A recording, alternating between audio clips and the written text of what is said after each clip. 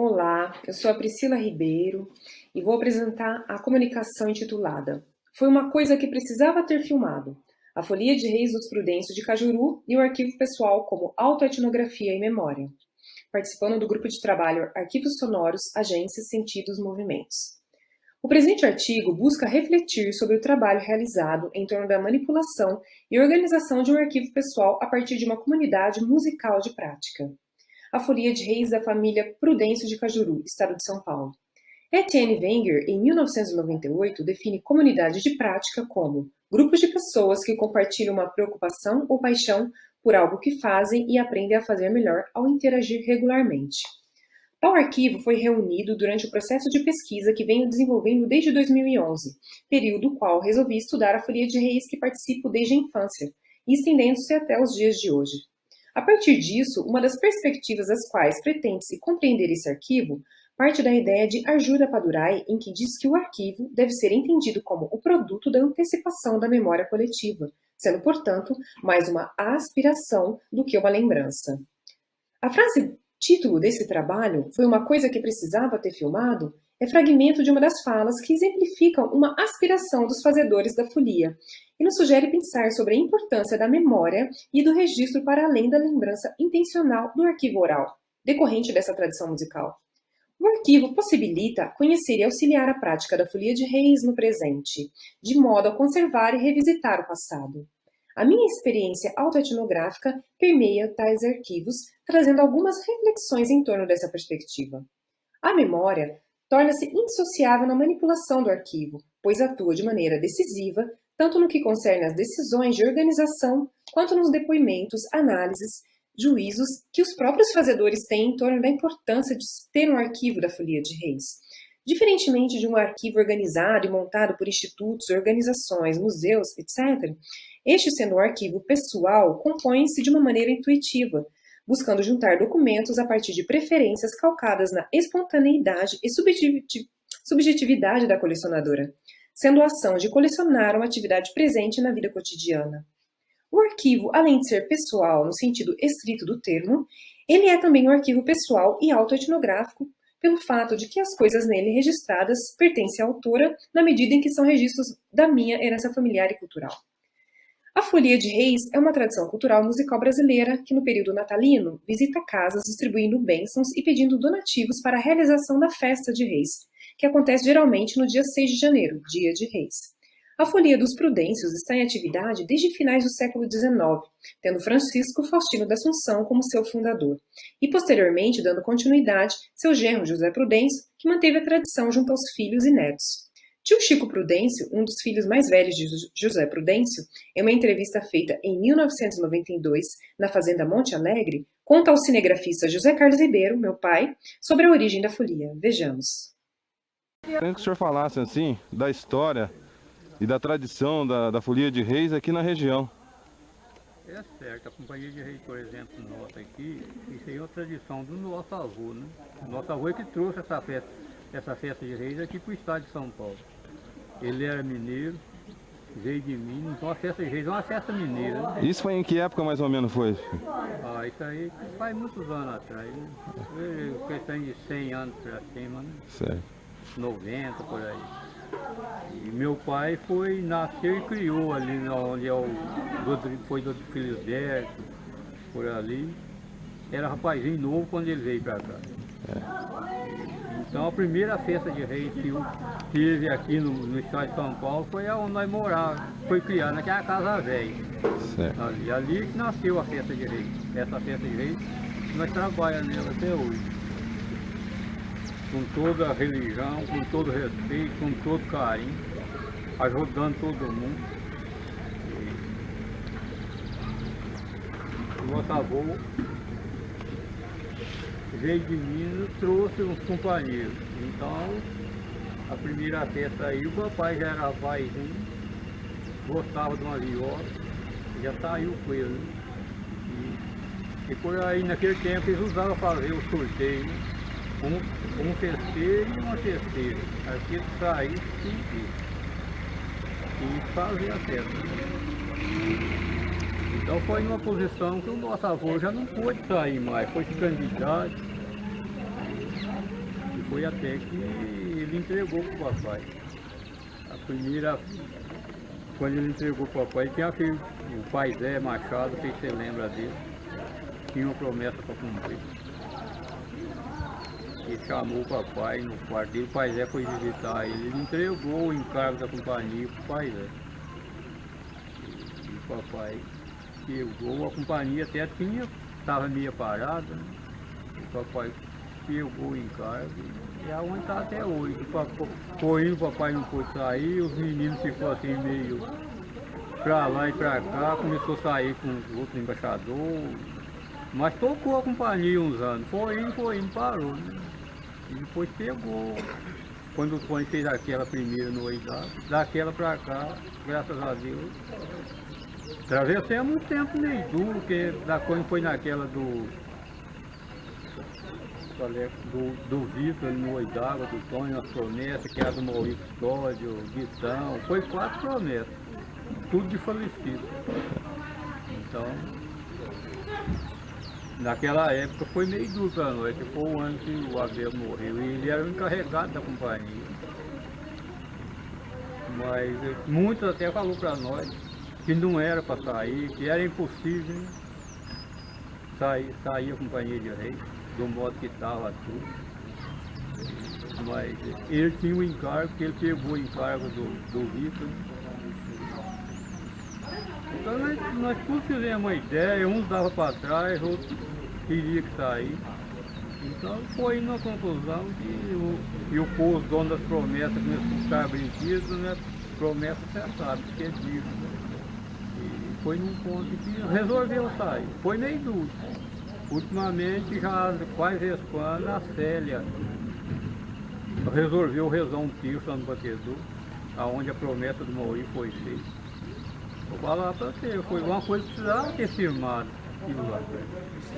Encheu aquela salinha, você viu lá de gente, rezaram do Tony, rezou o terço. Nós foi lá com a companhia, mas só a companhia, não levou instrumento não, só levou a bandeira de Santo Rei. E um terço rezado assim, o povo faz tudo chorando.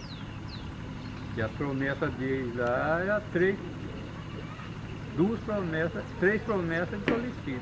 E eu acho que o compromisso do Abel com eles também era outra promessa. Né? Então nós queríamos que todo mundo ficasse desencarregado. Né? Foi aonde nós pedimos a força de Santo Reis, Deus, Nossa Senhora Aparecida. Foi um terço duro de rezar, porque o povo tudo rezou chorando. Mas venceu, saiu a companhia, correu direitinho, não teve embaraço. E eu acho que hoje está todo mundo descansado. Graças a Deus, né? Graças a Deus. Nessa fala, tio Chico traz uma aspiração, a partir do desejo de registro de um momento importante da folia. Em muitos outros momentos, quando assistimos às filmagens, é possível captar tais falas a respeito da necessidade, vontade e importância dos registros, e isso chama atenção. Os registros da Folia dos Prudêncios vêm sendo realizados há muitos anos através de fotos, gravações em fitas cassetes e VHS, feitas por familiares e amigos, constituindo um grande acervo do grupo.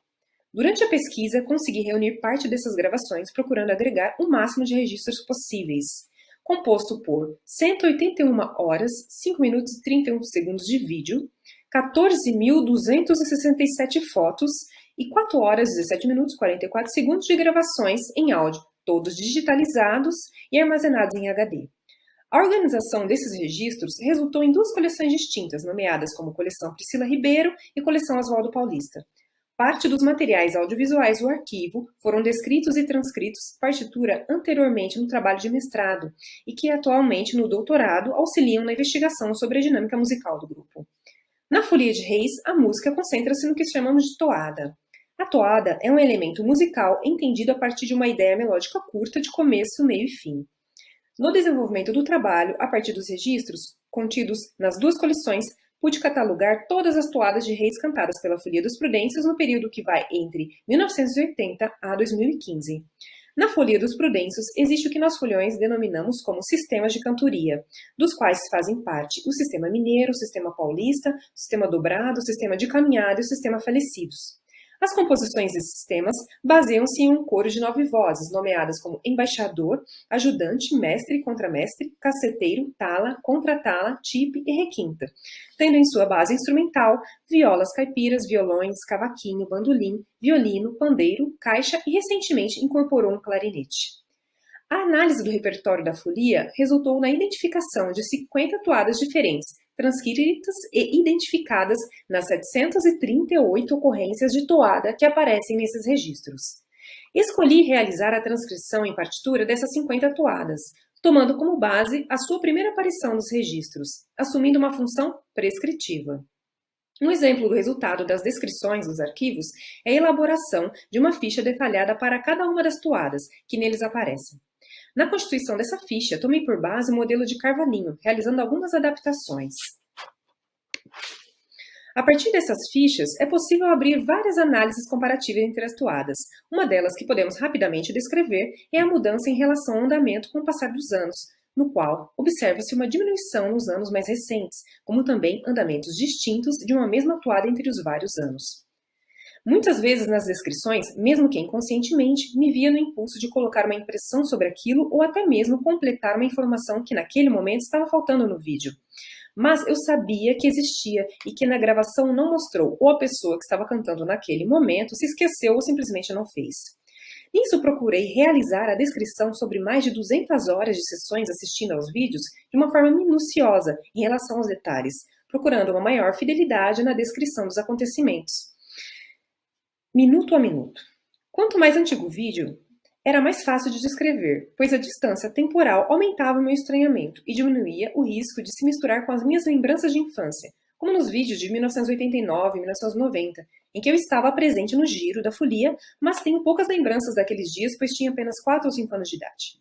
Arjuna Padurai, em seu trabalho Archive and Aspiration, de 2003, traz uma perspectiva sobre o arquivo e memória, na qual esses são construídos a partir de uma vontade coletiva de lembrar, em que toda documentação é uma espécie de intervenção, sendo ela frequentemente o produto da antecipação da memória coletiva, ao invés de um túmulo do rastreamento, como ele fala.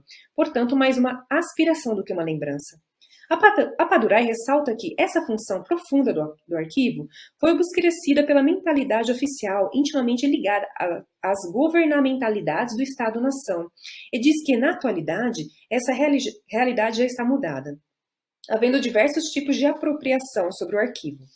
Abrangendo para armazenamentos no que ele chama de cyberespaço, esses tornam-se acessíveis a milhares de usuários, incluindo outros tipos de representatividade, além de comunidades padrão, como a que se entende como nação, sendo esses arquivos editáveis e também alguns colaborativos, atuando como produção de memórias antecipadas por comunidades intencionais, como ele fala. A ideia de aspiração de Appadurai vem da reflexão que ele faz a partir do migrante, que dentro do universo ao qual atravessa, o desejo de aspiração por lembrar se torna um produto presente, em que a imaginação é um dado constitutivo de sua realidade cotidiana pelos diversos embates aos quais eles vivem diante dessa situação, não se reservando apenas a populações selecionadas e de elite. Nisso, ele reflete sobre o arquivo o desejo de aspirar e a memória que é hipervalorizada pelo fato de, na maioria das vezes, ser uma memória de perda. Assim, o arquivo ganha um lugar essencial na construção da identidade como um arquivo vivo e expressamente útil. Appadurai sugere que olhemos para o arquivo a partir de sua composição entre as internalidades e as externalidades da memória coletiva, como citando Foucault, tomando a perspectiva de olhar para ele menos como um recipiente do traço acidental e mais como um local de um projeto deliberado, baseados no reconhecimento de que toda documentação é uma forma de intervenção, em que documentos chegam por conta própria. Nisso, os arquivos não são apenas sobre memória, traços ou registros, mas sobre o trabalho da imaginação, que diz respeito a algum projeto de determinada sociedade, atuando como uma ferramenta do cotidiano. Ele conclui que, ao olhar para a experiência do migrante, os arquivos são locais, conscientes de debate e desejo. Assim, amarrando sua ideia, fala das possibilidades de, abre aspas, ver o que está por trás dos insights iniciais de Eliot e Marcel Proust sobre a afinidade interna da memória e do desejo, sendo o arquivo como instituição um lugar de memória e como ferramenta é um instrumento para o refinamento do desejo, fecha aspas. Ao citar Proust, a Padurai toca um aspecto importante da memória, que é a memória deflagradora através dos sentidos, que nos voltando para a análise dos arquivos da folia, podemos pensar, será que a partir de abordagens sobre a memória, como a de Marcel Proust, é possível considerar que no que nos parece ser desaparecimentos, aparecimentos e conservação da memória, nos registros que compõem o arquivo, ressurgem a partir de gatilhos, através de sensações rememoradas de uma memória involuntária? Não como o gosto de uma Madeleine, como aparece na obra homônima Em Busca do Tempo Perdido, mas estendido às toadas que aparecem nos registros em lugares revisitados pela folia, momentos aparentemente repetidos, como em visitas que se refazem por mais de 50 anos. Visto do ponto de vista coletivo e mantendo em mente a socialidade da memória e da imaginação, segundo a Padurai, tal desejo de lembrar tem tudo a ver com a capacidade de aspirar, sendo os arquivos ferramentas ativas e interativas que constroem identidades sustentáveis que auxiliam nesse processo entre os grupos que mais demandam sobre esse aspecto. Nisso, quando o tio Chico Prudêncio fala foi uma coisa que precisava ter filmado, faz emergir a capacidade de aspirar, dentre os fazedores da folia, em que a produção de memória é um fator importante para que haja permanência e tradição no cantar o reis, e não apenas esperar por essa memória. Já encaminhando para as considerações finais, quando analisadas as filmagens da folia dos Prudêncios, percebe-se que foram feitas a partir de interesses parecidos, mesmo sendo produzidas por pessoas distintas. Ao que parece, o intuito era o de registrar o que para eles era importante, como, por exemplo, a atuação da folia em si e a atuação de seus familiares nas atividades que envolviam a folia, sendo a folia um evento basicamente familiar, trazendo à cena o que podemos chamar de filme êmico. A aspiração está presente em muitos momentos nos registros da folia, sendo comum ouvir nas conversas sobre os dias de giro que precisava ter gravado aquilo. Para aqueles que filmam a folia, o material torna-se de valor inestimável, pois guarda ações de pessoas queridas, muitas já falecidas, trazendo-as à vida, a partir do momento em que começa a reprodução do vídeo. Nisso, suscitam diversos sentimentos e inúmeras memórias, expondo a eles sua própria identidade, sua formação, aqueles que os ensinaram como se canta a toada, ou até o que é a folia de reis, proporcionando a manutenção e reafirmação de sua cultura e fé. A cada sessão assistida, emerge o encanto e desfrute como se tudo aquilo fosse inédito e, portanto, carregado do frescor das primeiras experiências com a folia de reis. Um sentimento de eterno retorno. Muitas dessas imagens suscitam comparações de como era antigamente, e essa memória só é possível quando esse indivíduo que as vê foi ou está envolvido pela experiência. Tal fato é calcado na memória coletiva, lembrando Hobsbawm, em que a lembrança é feita a partir da relação a qual estabelecemos com o meio onde estamos, sendo que para recordar é preciso estar em relação com algo, pois sempre se recorre a algo para que se lembre, e nossas lembranças se fixam em uma base a partir do momento em que nos tornamos um ser social. Sendo a folia de reis dos Prudêncio uma comunidade de prática, proporcionando, portanto, condições para isso. Ao observar os registros da folia dos Prudêncio, percebe-se que a música tem a capacidade de selar o tempo pelo fato de que seu uso e atribuição de significado de uma forma protocolar marca espaços físicos e simbólicos, e a partir da aspiração de seus fazedores, o registro faz com que seja possível rememorar tais momentos. Muito obrigada.